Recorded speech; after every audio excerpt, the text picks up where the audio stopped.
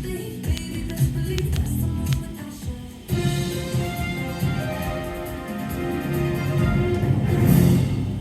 evening, ladies and gentlemen. Welcome to the Rolfe the Wolf News Hour, featuring Rolfe the Wolf and his assistant, Earl Schmurl. Here to give you the latest on bear-related news.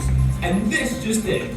I've got an exclusive word that the Hard Luck Bears will be performing here in just 2 minutes' time. That ain't no newsflash, Rolfe. The showtimer's right there.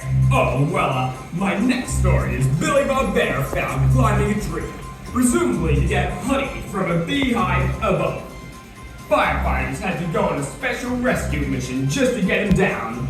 Insiders tell me it took a chainsaw and a whopping 7 hours.